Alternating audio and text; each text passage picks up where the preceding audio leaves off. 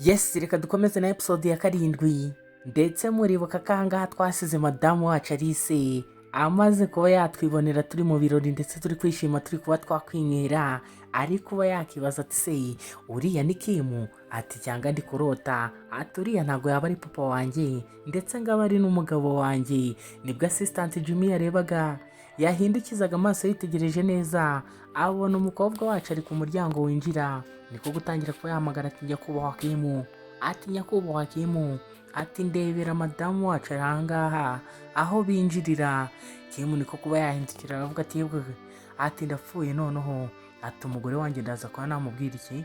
Niko kuza yirukanka cyane, aza yirukanka aje kuba yareba madamu wiwe ngo abe yamubaza ikintu ari kuba yakora ahangaha. Kimu nawe yamaze kuba yabona umukobwa kari hanze, niko kuba yabwira abo bari kumwe ati mumpa akanya gato yandaje. Niko kuza asunika umugore wiwe cyangwa se wa mukobwa wacu Alice, amubaza ati kubera icyo uri ahangaha. Na Alice niko kuba yamubaza ati Ishyari, ati kubera icyo uri ahangaha, atari ku bundi ni mabanga nyabaki uri kuba wampisha, ati kubera icyo uri aha niyo myenda imeze gutyo y'agaciro, ati ndakeka iryo koti rihenze cyane, ati se uratekereza ibanga ufite uzarimpisha kugeza ryari. Mwibuke neza yabwiye assistant Jimmy ko adashaka ko uyu mukobwa abasha kuba yamenya uwo ari we by'aka kanya. Umukobwa wacu yari yamwifatiye, atangira kuba yamubaza atari ko Sheri, ati ni mabanga nyabaki uri kuba wampisha, ati uzayampisha kuba wagize ryari, ati njye ndi kumva natangiye kuba nahangayika. Kimu niko gutangira kuba yamwegera, umukobwa niko kuba yamubwira ati njye ntabwo ndi kuba nakunda iyi mirimo Kimu ari kuba yagukoresha cyangwa se uwo nyakubahwa Kimu wawe, ati njye ndashaka ko ubu ngubu usezera ku kazi tukigira mu rugo, ati kuko ibingibi njye sinabishobora rwose, ati batangiye no kuba bakunywesha inzoga, ati si ibingibi ubwo urumva binyuze mu muco kwe. Kimu yatangiye kumva ko umugore wiwe atarabasha kuba yamenyeka cyangwa se ngo yemere ko ari we Kimu. Atangira kuba yamubwira ati Sheri, ati mpore humura, ati ibyo ndimo ahangaha kuba nakora, ati ni iby'ingenzi cyane. Alice niko kuba yamubwira ati ariko Sheri, ati mu rugo turagushaka natwe tuba tugukumbuye, ati rero simbasha kuba nagusiga ahangaha. Kimu niko kuba yareba Sheri wiwe, arangije aramubwira ati Sheri, ati uzi n'ikindi, ati poroje twaje kuba twakora ahangaha, ati yari iri kuba yarangira kandi ninjye byiringiro bya Kimu, ati rero urumva mbaye ntashye namutengushye kandi ntabwo nshaka kuba namutenguha, ati basi mbabarira njye kuba namusinyira aka project kamwe ibindi bize kuba byaba nyuma. Ase Sheri, ati se si wanyumva, ati kandi ikindi ugomba kuba wamenya umushahara wanjye w'ubu ngubu, ati wahagaze ntabwo nzawufata. Alice niko kuba yamubwira ati Sheri, ati n'ubundi njye ibyo ngibyo ntabyo mba nitayeho, ati icyo mba nshaka ni wowe, ati naho ibyo bindi byose uri kuba wambwira rwose, ati ntabwo ndi kubasha kuba nabikurura pe. Disika Alice kari karakaye, mwibuke ibi byose wabipanze ni mapanzi wacu ashaka kuba yamuteza umugabo wiwe. Alice niko kuba yamubwira ati niba uri kuba wasangira n'abakiriya, ati nanjye ndumva ntahishwe kuba naza kandi ikindi, ati ndi madamu wawe n'abana bawe. Niko kuba yakinjira aho ngaho, arangije arababwira ati mwiriwe mwaramutse, ati ndatekereza muri mu masezerano ya Kimu. Kimu niko kuba yabaye Ishyari, umugore niko kuba yakikiriza ati yego yego rwose, ati ahubwo nawe nta kibazo watwiyungaho. Umukobwa niko kuba yahindukira arangije arababwira ati rero uyu nguyu uhagaze ahangaha ni umugabo wanjye, ati ndetse ni papa w'abana banjye tubana mu nzu, ati icyo kunywa kiwe ndatekereza ngiye kuba nakinywa, ati ahubwo tunywemo. Disi umukobwa yari yemeye kuba yafata risike, atazi ko uyu mugabo izi nzoga ari kuba yanywa yazimenyereye. Disi kuba kananywa ahangaha kumvishe ziri gusharira zimeze nk'urusenda. Niko kuba kababwira ati ndatekereza twumvikanye cyangwa se project bayirangiye, ati ndatekereza twataha. Umugore niko kuba yababwira ati yego rwose, ati ariko mutubabarire mwe mwadusinyira ahangaha kugira ngo tube twabasha amasezerano neza. Ese umugore wacu Alice noneho aremera kuba yasinya ibintu atazi. Yatangiye kuba yahamagara assistant Jimmy, arangije aramubwira ati Jimmy, ati ndakwinginze uze kuba wabwira boss wawe ko ibi byo kunywesha inzoga abakozi banyu atari byiza, ati ngiye ntabwo nabyishimiye, ati kandi umugabo wanjye ngiye muri aka kanya, ati kawa zanjye ngiye kuba nazicyura da, ati umugabo wanjye ngiye simbasha kuba namusiga ahangaha ngo mureke murebera akomeze anywa inzoga ahangaha, ati hatoya adatari no kuba yantonganya cyangwa ari kuba yakubita abana banjye kubera inzoga. Assistant Jimmy nawe niko kuba yakikiriza, aramubwira ati yego madamu, ati uko ubishaka rwose abe ariko bikorwa. Niko kuba yahindukira arangije abwira umugabo ati sheri ndatekereza ubu ngubu ari cyo gihe cyo kuba twavanga tugataha. Ubu ndabizi mwebwe abaye ari mwe umugore asanze mu kabari gutya wavuga ngo aragusuzuguye maze ukamukubitiraho cyangwa se mwagera mu rugo ukaba wamuha bene wabo n'amabere yamwonkeje. Ariko aha ngaho ntabwo ariko biba bimeze.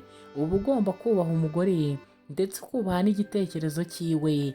Umugore nuko yavanyeho umugabo aho ngaho mu kabari. Umugabo yatangiye kuyamubwira ati sheri ugombe kuba wasinze kuko iriya nzoga wanyweye ati ni imwe mu nzoga tugira zikomeye ati kandi ntabwo wakagombye kuba wayinyweye. Alice niko kuba yamubwira ati njye meze neza ati njye rwose meze neza ati kandi urabizi ndagukunda njye sinakemera ko unywa ziriya nzoga.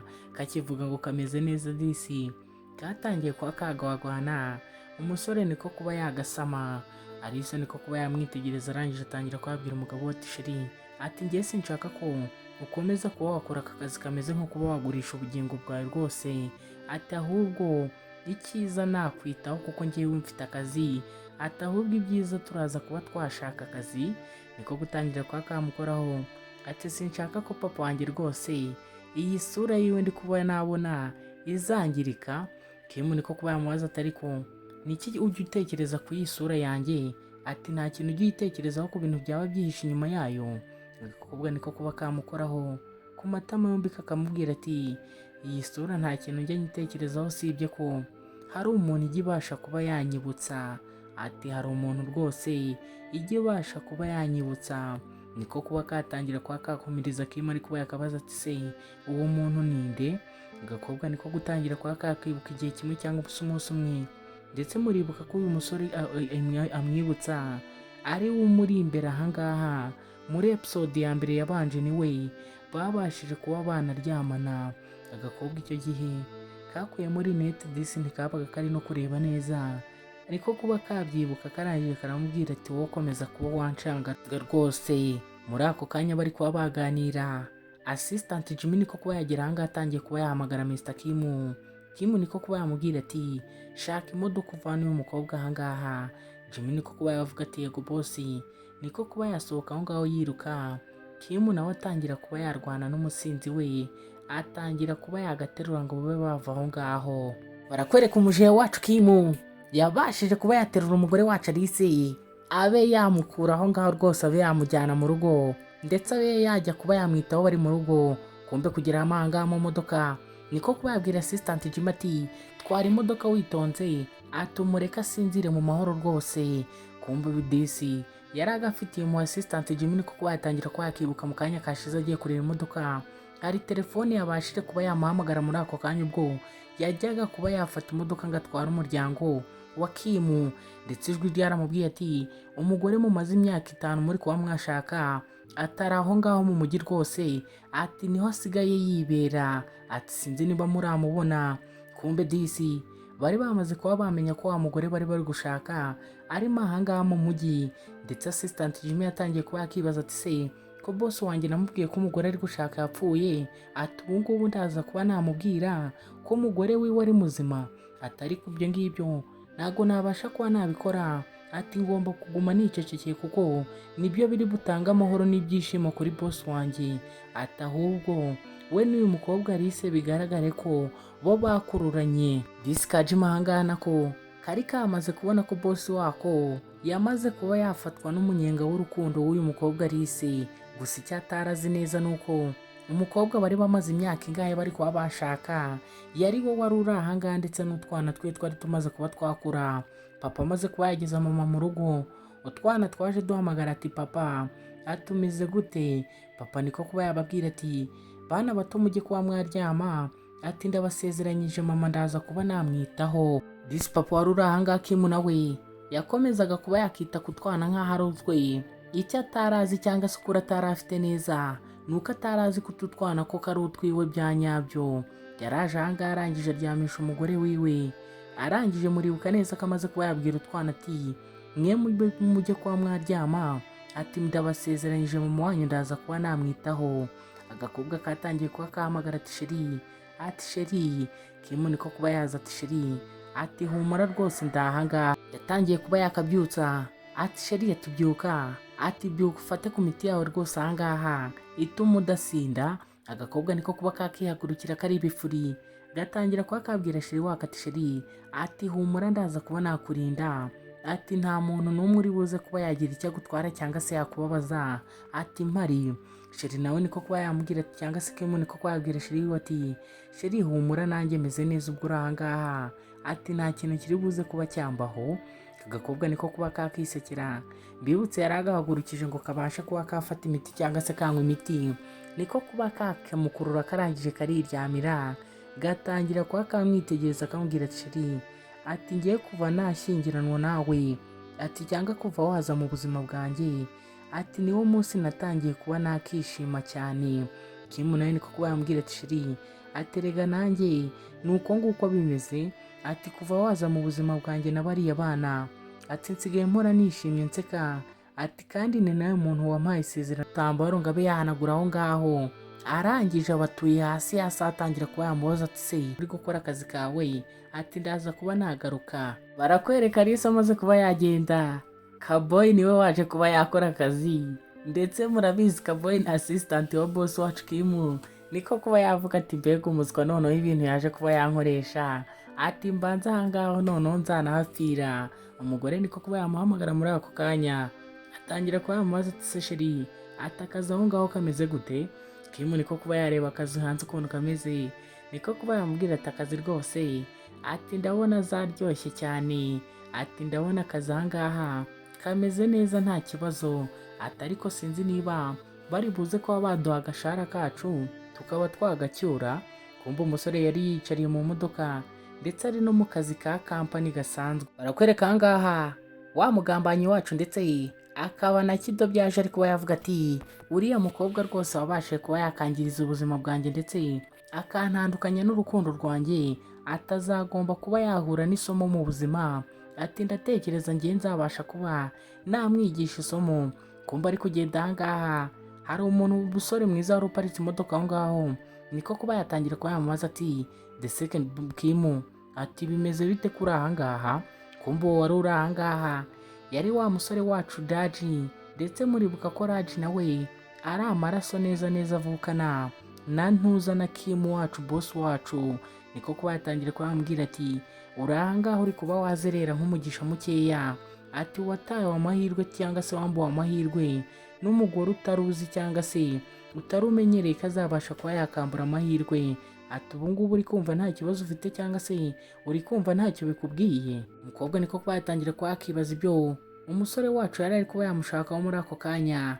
Kumva umusore yatangiye kuba yamubwira ati nje kuba naguha akazi cyangwa se nje kuba naguha ikiraka, ati nuza kuba wagishobora, ati ngiye ndaza kuba nakwihembera, ati kandi nuza kuba wabinkorera iriya kampani 10%, ati bizaba ari ibyanjye. Oteri niko kuba yatangira kuba yamubaza ati se ibyo ngibyo ushaka noneho, ati urumva ndi bukwemerere kuba nabikora? Raji niko kuba yahaguruka arangije aramubwira ati ubu ngubu wowe nta mahitamo ufite, ati uri kubaho ubuzima bubi ndabizi, ati rero ugomba kuba wakwakira ibi ngibi, ati ukaba wabikora kandi ubikunze. Bigaragare ko uyu musore wacu atarazanwe n'ikiza ahangaha, ndetse yaraje kuba yagambanira umusore wacu Kim ngo babe bamugambanira cyangwa se uyu mukobwa wacu bari kumwe babana nk'umugore abe yamwirukana. Kumva umugore yaje ahangaha ari kuba yavuga ati ngombe kuba najya kuba nareba sheri wanjye, ati menye ukuntu akazi yabonye kari kameze. Kumva ahangaha rero uri kuvuga ati turi kuba twashaka abakozi, ati kampani yacu iri gushaka abakozi. Kandi mwibuke umukobwa wacu Alice yari yiyemeje kuba yafasha umugabo we gushaka akazi kuko kandi yakoraga yari yatumye bamwirukana kuri ako kazi. Umukobwa yari yiyumviriye ati aka kazi umugabo wanjye nakabona biramurinda kuba yakomeza yirukanka ari kuba yashaka kandi kazi. Umukobwa niko kuba yabwira umugabo wari uri gushaka abakozi ati ndakwinginze mfasha kuba twakandika umugabo wanjye ndetse tunamusinyire. Umugabo niko kuba yambwira ati ngwino rwose nta kibazo, ati ngwino ujye kuba wadusinyira hariya, ati ndetse twuzurize amafomu. Kumva umukobwa we yari ari kuza, ni naho cya kigabo cyacu cyashatse ko bashyingiranwa mu gice cya mbere ariko kitakundaga abana be cyahakoraga, cyangwa se ni naho cyabaga. cyatangiye kuba cyavuga ati koko ni wowe, ati ndaje mbe nakangiriza ubuzima bwa turaje mbone, ati ukuntu wangirije kariyeri yanjye, ati none ubu ngubu ureba ndahangaha, ati ndi kuba nasabiriza ameze nk'umuntu utarigeze ubaho. Ese biraza kuba byagenda gute? Alice biri buze kuba byamurangirira amahoro ko ahantu aje hari cya kigabo yabashije kuba yatuma bagifunga ndetse bakacyirukana no muri Kim Company, ndetse cyatangiye kuba cyavuga ngo kigiye kubasha kuba cyamwigisha isomo. Ese uratekereza ko ari akagambane bamukoreye ngo babashe kuba bamwishyura? Icyo usabwa ni ukudukorera subscribe butazacikwa na episode izakurikira iyi ngiyi, ndetse ujye no muri comment tubwire ukuri kubona agakuru kacu. Nubasha kuba wagakunda uze kuba wadukandira like ndetse udushyirire imitima myinshi muri comment, ndetse ntiwibagirwe kuba wadukorera share ku bantu bawe. Dusize ikigabo kivuze ko kigiye kwigisha umukobwa isomo. Ese Kim araza kuba yamutabara?